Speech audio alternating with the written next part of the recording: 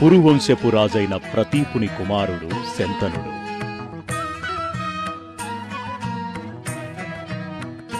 మహాబలశాలి, ప్రజాపక్షపాతిగా పేరు గడించి మన్ననలను పొందాడు. ఒకనాడు గంగా తీరంలోని అడవులకు వేట కోసం శంతనుడు వెళ్ళాడు.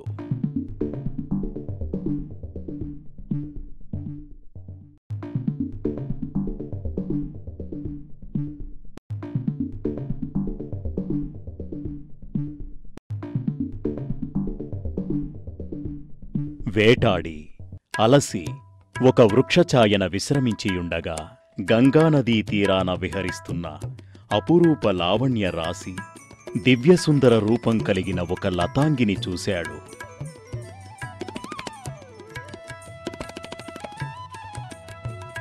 మొదటి చూపులోనే ఆ చక్రవర్తి హృదయం ఆ సుందరి దోచుకుంది.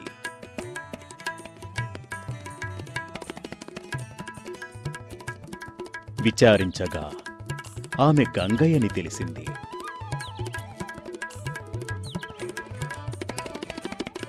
గంగ కూడా శంతనుని అనురాగ తప్త హృదయంతో కనులప్పగించి చూసింది.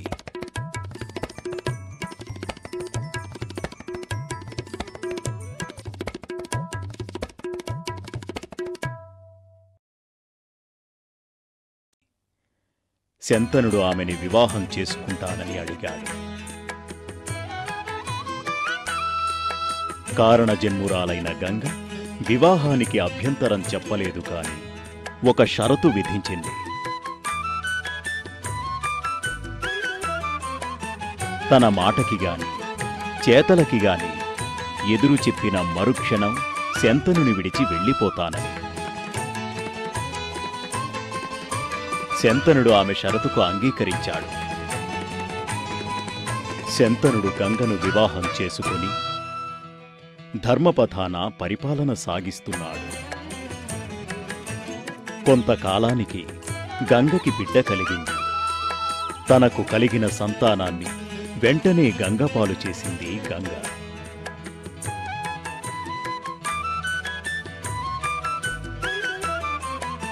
ఈ రకంగా 7 సంతానాన్ని గంగపాలు చేసింది. గంగ చేస్తున్న భ్రూణ హత్యల్ని భరించలేకపోయాడు శంతనుడు.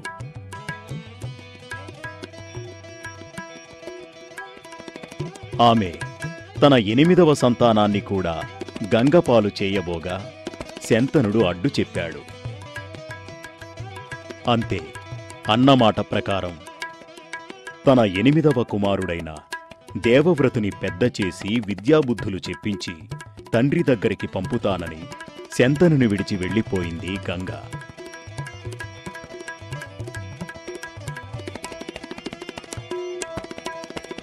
దేవవ్రతుడు గంగాపుత్రుడుగావున గాంగేయుడుగా పిలవబడ్డాడు.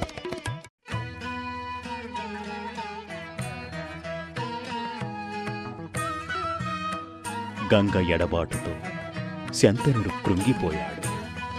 అయినా తన వంశాంకురం అయిన దేవవ్రతుని కోసం కాలం గడుపుతున్నాడు. తెలియకుండానే కాలం గడిచిపోయింది. నవ యవ్వనుడైన దేవవ్రతుడు తిరిగి తండ్రి వద్దకు చేరాడు. దాంతో నిరాశ నిస్పృహలు తొలగిపోయిన శంతనుడు సంపూర్ణ సంతోషంతో మామూలు మనిషయ్యాడు.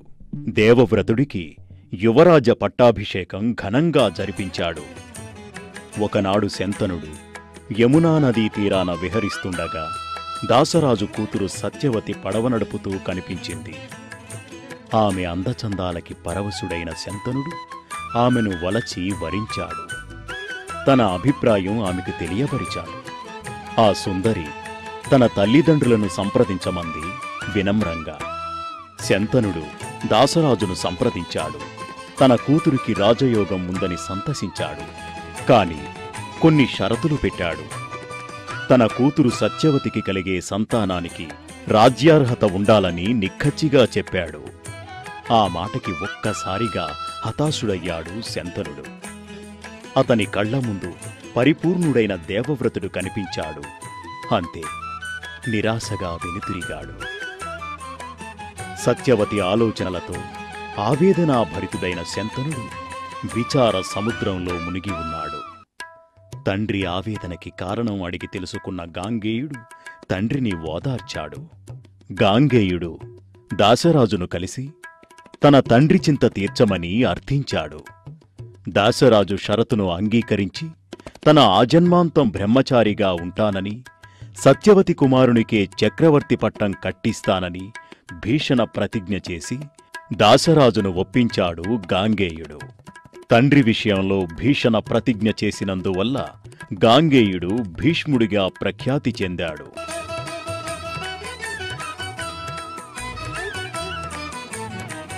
సత్యవతికి చిత్రాంగదుడు, విచిత్రవీర్యుడు కలిగారు. శంతనుడు పరమపదించిన తరువాత పెద్దవాడైన చిత్రాంగదునికి పట్టాభిషేకం జరిపించాడు భీష్ముడు. చిత్రాంగదుడు బలమద గర్వంతో విర్రవీగి ఒక గంధర్వుని చేతిలో అంతమయ్యాడు. పుత్రశోకంతో ఉన్న సత్యవతిని ఓదార్చి రెండవ కుమారుడైన విచిత్రవీర్యునికి పట్టాభిషేకం జరిపించాడు భీష్ముడు. కాశీరాజు తన కుమార్తెలు అంబ, అంబిక, అంబాలికలకు స్వయంవరం ప్రకటించాడు. భీష్మునికి ఆహ్వానం పంపలేదు. ఆగ్రహంతో భీష్ముడు కాశీరాజ్యంపై దండయాత్ర చేసి అంబ, అంబిక, అంబాలికలను తీసుకువచ్చాడు. అంబ సాళ్వదేశ రాజును ప్రేమించిందని తెలుసుకుని సాళ్వప్రభువు వద్దకు పంపాడు. అతను తిరస్కరించగా ఆమె తిరిగి వచ్చి భీష్ముని వివాహమాడమంది. భీష్ముడు తన ప్రతిజ్ఞ గురించి చెప్పాడు. ఆమె ఆగ్రహించి భీష్ముని మీద పగ సాధించడానికి తపస్సు ప్రారంభించింది. అంబిక, అంబాలికలను విచిత్రవీర్యునితో వివాహం జరిపించాడు భీష్ముడు. విచిత్రవీర్యుడు చెడు అలవాట్లకి బానిసై క్షయరోగం బారిన పడ్డాడు. వంశం అంతరించే ప్రమాదం ఏర్పడింది. సత్యవతి వంశాంకురాన్ని ఇమ్మని భీష్ముని ప్రాధేయపడింది. భీష్ముడు అందుకు నిరాకరించాడు. పోనీ రాజ్యాధికారం వహించమంది. అందుకూడా భీష్ముడు తిరస్కరించాడు.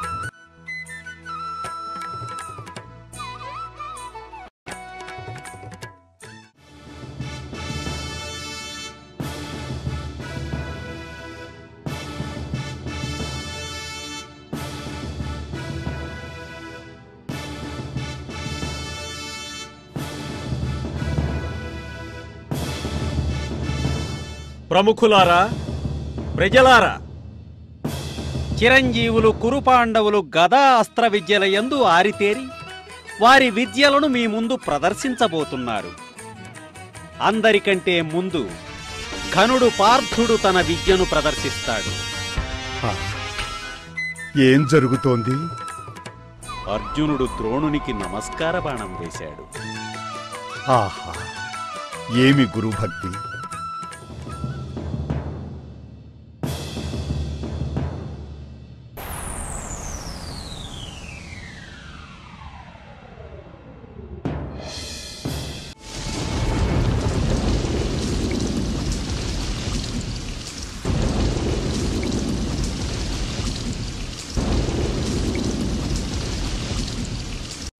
పార్థ, ఆ వారుణాస్త్రాన్ని ఉపసంహరించు నాయన. చూశారా అర్జునుని అస్త్రవిద్య? ఆగండి! పెద్దలకు నమస్కారం. ఒక వీరుని శక్తి సామర్థ్యాలు చూసి మురిసిపోకండి. అంతకు మించిన వీరులున్నారని గుర్తుంచుకోండి. ఇంతమంది వీరులున్న ఈ సభను ధిక్కరించి ప్రశ్నించిన నిన్ను అభినందిస్తున్నాను. నీ మీద నీకున్న నమ్మకానికి ఆనందిస్తున్నాను. ఎవరు నాయనా నువ్వు? నన్ను రాధేయుడందురు. కవచకుండలాలతో పుట్టినందువలన కర్ణునిగా ప్రసిద్ధుడను. నా గురుదేవులు పరశురాముడు. ఈ వీరుడు ప్రదర్శించిన విద్యలు ఘనత కాదు. చేతనైతే నాతో యుద్ధం చేయమనండి. అతని కంటే నేనే గొప్పవాడినని నిరూపించుకుంటాను. కర్ణ, నేను సిద్ధమే. వెయ్యి బాణం. ఈ అర్జునుడు మొదటి బాణంతోనే నీ గర్వమణచగలడు. చూద్దాం. కాచుకో. ఆగండి, శాంతించండి. చిరంజీవులారా, ఈ ప్రదర్శనలో క్షత్రియ విద్యార్థులకు మాత్రమే ప్రవేశం. నీవు క్షత్రియుడవా? వీరులకు క్షాత్రం ముఖ్యం కాని కులం ముఖ్యం కాదు. నాయన, నీ పుట్టుపూర్వోత్తరాలు మాకు కావాలి. మా తండ్రి అతిరథుడనే సూతుడు. అయితే నీవు అర్హుడవు కావు. బావా కృపాచార్య, కాస్త ఆగుము. పోనీ నీవు ఏదైనా రాజ్యానికి రాజువా? కాదు. ఆచార్యవర్య, ఈ కర్ణుడు రాజైనచో పోటీ పడవచ్చునా? నిరభ్యంతరంగా. అటులైన ఈ కర్ణుని నేనిప్పుడే అంగరాజుగా ప్రకటిస్తున్నాను. సుయోధన, తొందరపడుతున్నావు నాయన సుయోధన, అల్పుణ్ణి అందరం ఎక్కిస్తున్నావు. అనంతమైన అతని శక్తి సామర్థ్యాల ముందు అల్పత్వం అత్యల్పమైపోయింది గురుదేవా. నన్నాపకండి.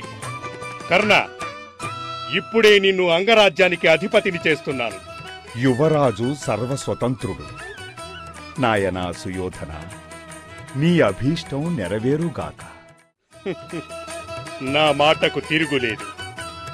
కర్ణ, నేటి నుంచి నీవు అంగరాజ్యాధిపతివి. కృతజ్ఞుని సుయోధన. సమయానికి నాకు అర్హత కల్పించినందుకు జీవితాంతం కృతజ్ఞునయ్యుంటాను. నీ మైత్రికి రుణపడి ఉంటాను. గురువర్య, రమ్మనండి మీ శిష్యుణ్ణి. ఆగండి, ఇది రణరంగం కాదు. ఇక్కడ జరగవలసింది ప్రదర్శన మాత్రమే. ఇంతటితో ఈ ప్రదర్శన రద్దు చేస్తున్నాను.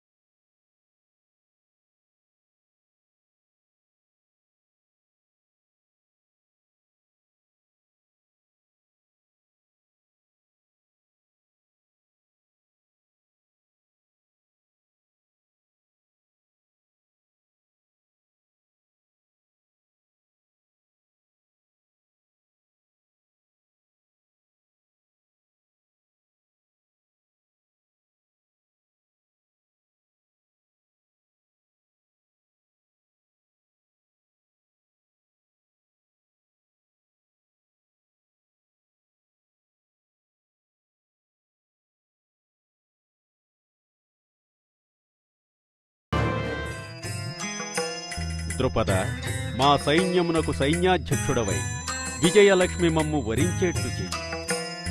పితామహ, అనంతమైన కౌరవ సేనావాహినికి మిమ్మల్ని సైన్యాధ్యక్షునిగా నియమిస్తున్నాను. గతాన్ని విస్మరించి భవిష్యత్ సార్వభౌమాధికారాన్ని మా హస్తగతం చెయ్యండి.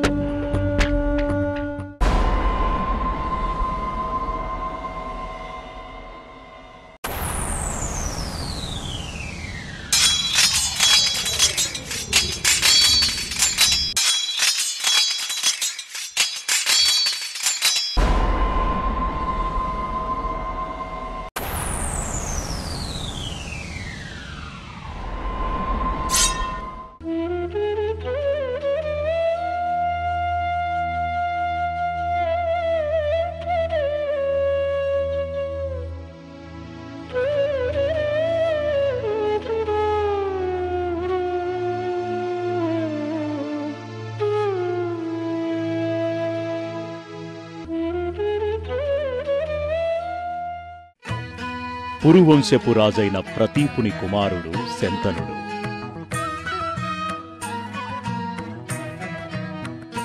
మహాబలశాలి, ప్రజాపక్షపాతిగా పేరు గడించి మన్ననలను పొందాడు. ఒకనాడు గంగా తీరంలోని అడవులకు వేట కోసం శంతనుడు వెళ్ళాడు.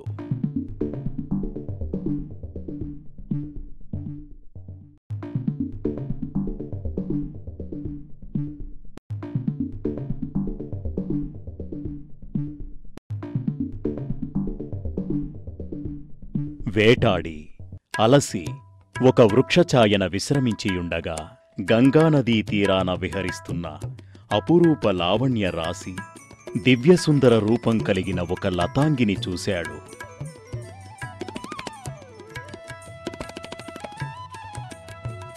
మొదటి చూపులోనే ఆ చక్రవర్తి హృదయం ఆ సుందరి దోచుకుంది.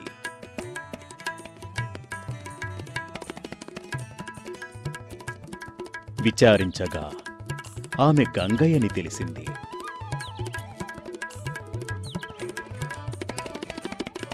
గంగ కూడా శంతనుని అనురాగ తప్త హృదయంతో కనులప్పగించి చూసింది.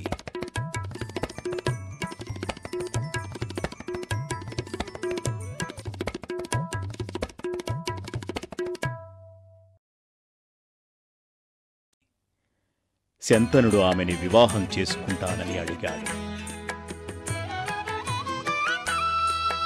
కారణజన్మురాలైన గంగ వివాహానికి అభ్యంతరం చెప్పలేదు కాని ఒక షరతు విధించింది. తన మాటకి గాని చేతలకి గాని ఎదురు చెప్పిన మరుక్షణం శంతనుని విడిచి వెళ్ళిపోతానని. శంతనుడు ఆమె షరతుకు అంగీకరించాడు. శంతనుడు గంగను వివాహం చేసుకుని ధర్మపథాన పరిపాలన సాగిస్తున్నాడు. కొంతకాలానికి గంగకి బిడ్డ కలిగింది. తనకు కలిగిన సంతానాన్ని వెంటనే గంగపాలు చేసింది గంగ.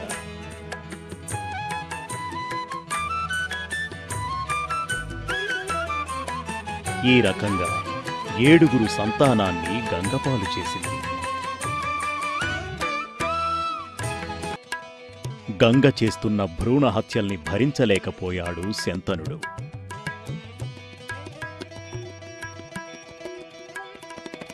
ఆమె తన 8వ సంతానాన్ని కూడా గంగపాలు చేయబోగా శంతనుడు అడ్డు చెప్పాడు. అంతే, అన్నమాట ప్రకారం తన 8వ కుమారుడైన దేవవ్రతుని పెద్ద చేసి విద్యాబుద్ధులు చెప్పించి తండ్రి దగ్గరికి పంపుతానని శంతనుని విడిచి వెళ్ళిపోయింది గంగ.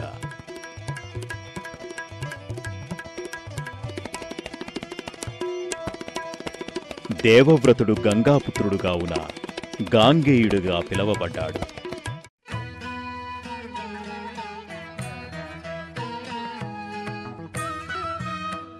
గంగ ఎడబాటుతో శంతనుడు కృంగిపోయాడు. అయినా తన వంశాంకురం అయిన దేవవ్రతుని కోసం కాలం గడుపుతున్నాడు. తెలియకుండానే కాలం గడిచిపోయింది. నవ యవ్వనుడైన దేవవ్రతుడు తిరిగి తండ్రి వద్దకు చేరాడు. దాంతో నిరాశ నిస్పృహలు తొలగిపోయిన శంతనుడు సంపూర్ణ సంతోషంతో మామూలు మనిషయ్యాడు. దేవవ్రతుడికి యువరాజ పట్టాభిషేకం ఘనంగా జరిపించాడు. ఒకనాడు శంతనుడు యమునా నదీ తీరాన విహరిస్తుండగా దాసరాజు కూతురు సత్యవతి పడవ నడుపుతూ కనిపించింది. ఆమె అందచందాలకి పరవశుడైన శంతనుడు ఆమెను వలచి వరించాడు. తన అభిప్రాయం ఆమెకు తెలియపరిచాడు. ఆ సుందరి తన తల్లిదండ్రులను సంప్రదించమంది వినమ్రంగా. శంతనుడు దాసరాజును సంప్రదించాడు. తన కూతురికి రాజయోగం ఉందని సంతసించాడు. కాని కొన్ని షరతులు పెట్టాడు. తన కూతురు సత్యవతికి కలిగే సంతానానికి రాజ్యార్హత ఉండాలని నిక్కచ్చిగా చెప్పాడు. ఆ మాటకి ఒక్కసారిగా హతాశుడయ్యాడు శంతనుడు. అతని కళ్ల ముందు పరిపూర్ణుడైన దేవవ్రతుడు కనిపించాడు. అంతే, నిరాశగా వెనుతిరిగాడు. సత్యవతి ఆలోచనలతో ఆవేదనాభరితుడైన శంతనుడు విచార సముద్రంలో మునిగి ఉన్నాడు. తండ్రి ఆవేదనకి కారణం అడిగి తెలుసుకున్న గాంగేయుడు తండ్రిని ఓదార్చాడు. గాంగేయుడు దాశరాజును కలిసి తన తండ్రి చింత తీర్చమని అర్థించాడు. దాశరాజు షరతును అంగీకరించి తన ఆజన్మాంతం బ్రహ్మచారిగా ఉంటానని, సత్యవతి కుమారునికే చక్రవర్తి పట్టం కట్టిస్తానని భీషణ ప్రతిజ్ఞ చేసి దాశరాజును ఒప్పించాడు గాంగేయుడు. తండ్రి విషయంలో భీషణ ప్రతిజ్ఞ చేసినందువల్ల గాంగేయుడు భీష్ముడిగా ప్రఖ్యాతి చెందాడు.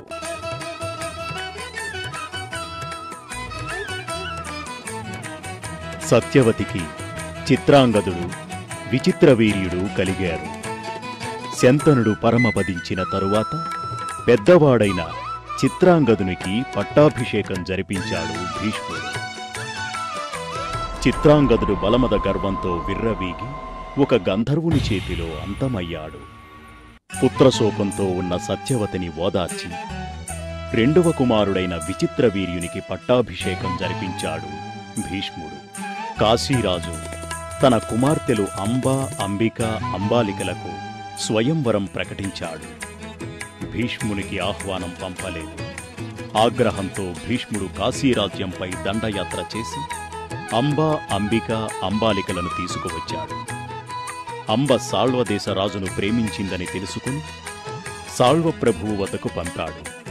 అతను తిరస్కరించగా ఆమె తిరిగి వచ్చి భీష్ముని వివాహమాడమంది. భీష్ముడు తన ప్రతిజ్ఞ గురించి చెప్పాడు. ఆమె ఆగ్రహించి భీష్ముని మీద పగ సాధించడానికి తపస్సు ప్రారంభించింది. అంబిక, అంబాలికలను విచిత్రవీర్యునితో వివాహం జరిపించాడు భీష్ముడు. విచిత్రవీర్యుడు చెడు అలవాట్లకి బానిసై క్షయరోగం బారిన పడ్డాడు. వంశం అంతరించే ప్రమాదం ఏర్పడింది. సత్యవతి వంశాంకురాన్ని ఇమ్మని భీష్ముని ప్రాధేయపడింది. భీష్ముడు అందుకు నిరాకరించాడు. పోనీ రాజ్యాధికారం వహించమంది. అందుకూడా భీష్ముడు తిరస్కరించాడు.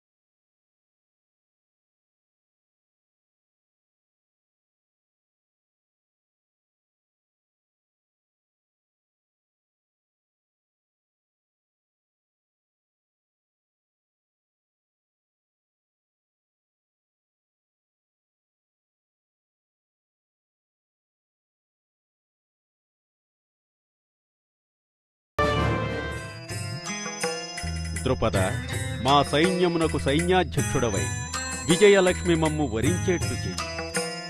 పితామహ, అనంతమైన కౌరవసేనా వాహినికి మిమ్మల్ని సైన్యాధ్యక్షునిగా నియమిస్తున్నాను. గతాన్ని విస్మరించి భవిష్యత్ సార్వభౌమాధికారాన్ని మా హస్తగతం చెయ్యండి.